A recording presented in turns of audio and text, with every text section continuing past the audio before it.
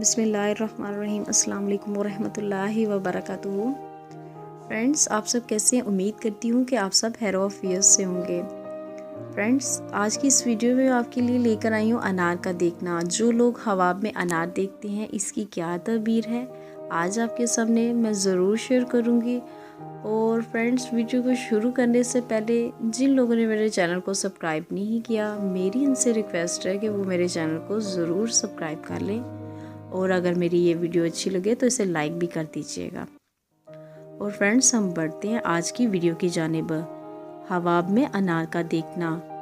حضرت دانیال علیہ السلام نے فرمایا ہے کہ انار کی اصل خواب میں مال ہے، لیکن مرد کی ہمت پر ہے، خاص کر جب وقت پر کھایا ہو اور یا نہ کھایا گیا ہو۔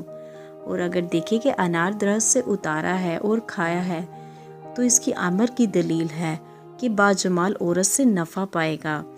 حضرت ابن سیرین رحمۃ اللہ علیہ نے فرمایا ہے کہ خواب میں انار شیری کا دیکھنا اور جمع کرنا مال ہے، اور بعض اہل تعبیر نے بیان کیا ہے کہ خواب میں ایک انار شیری کھانا 1000 درہم کے برابر ہے، اور انار ترش غم کی دلیل ہے۔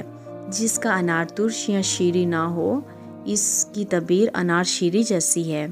حضرت جابر مغربی رحمۃ اللہ علیہ نے فرمایا ہے کہ اگر کوئی شخص دیکھے کہ انار شیری اس کے موسم پر کھایا ہے تو دلیل ہے کہ 1000 درہم پائے گا، یا کم سے کم 50 درہم پائے گا، یا ممکن ہے کہ درہم کی جگہ دینار پائے گا۔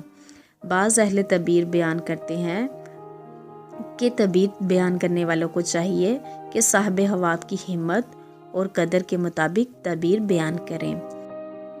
حضرت کرمانی رحمۃ اللہ علیہ نے فرمایا ہے کہ اگر کوئی شخص دیکھے کہ انار شیری اس کے موسم میں کھاتا ہے، اگر وہ مسافر ہے تو اس کا سامان اور اسباب فروخت ہوگا، اور سوداگر ہے تو سفر مبارک اور باسودہ منفعت ہوگا۔ اگر دیکھے کہ انار شیری کے دانے پائے ہیں یا کسی نے اس کو دیے ہیں تو دلیل ہے کہ اس قدر اس کو رنج پہنچے گا، خواہ وقت انار ہو یا نہ ہو۔ اگر انار شیری یا اس کا پوست اور مغز کھائے تو دلیل ہے کہ سب چیزوں سے برخورداری پائے گا۔